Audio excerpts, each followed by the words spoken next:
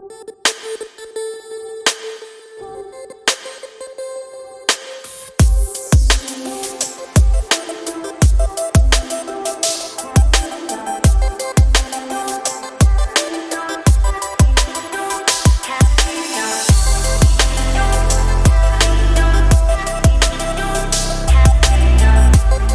your biggest fear? I'll tell you mine. Needles and blood. Worst thing on earth. Well, my team this summer got dengue fever. All three of them except for me. And sure enough, they had a lot of needles put in them. And I was very scared. You know, dengue fever is called bone crushing disease. It's got fever in the name. And a lot of other really, really bad things. When I prayed to God, I wasn't praying to not get the bone crushing or the fever. I didn't care about that. I cared about having a needle put in me. I was so scared of it. And I had a very big transformed prayer life that just continually, I put new meaning to the verse in Second Thessalonians when Paul says, pray without ceasing. And sure enough, the team comes back and we're all back together. And we get back to doing our teaching, sharing the gospel. About a week later, I wake up with a fever. It's like, oh no, this is bad. And it gets so bad that in the evening, when I'm teaching a class, one of my students asked if I drink beer. I'm like, no, why? And he said, you look like it. And I noticed I was stumbling around and I had trouble staying up straight. So at that point I gave up and I just said one final prayer. I said, God, please don't let this be dengue. You know, if it is, can I do this without the needles?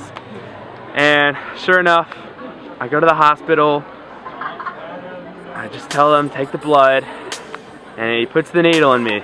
And my first question after put the needle, does someone have a plastic bag? And my dinner leaves.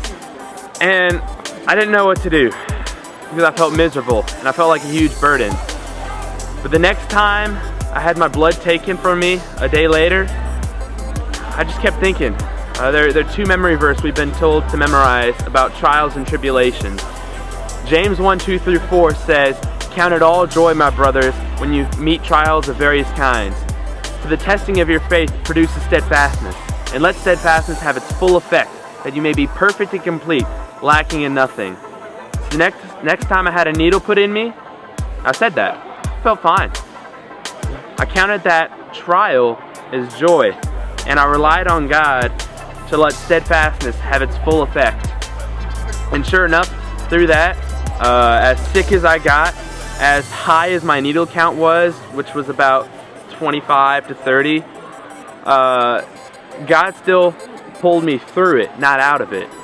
And He taught me that even though if I face my biggest fear, the forces of darkness cannot stop Him from glorifying Himself.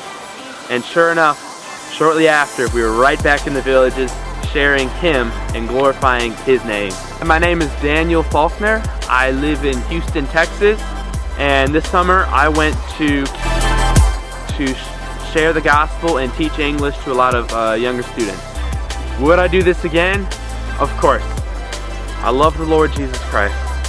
I love people, and I know that someone needs to go, and I'm willing to say what Isaiah said. Send me, Lord, I will go. And if He calls me to go again next summer, you can count that I'll be here again.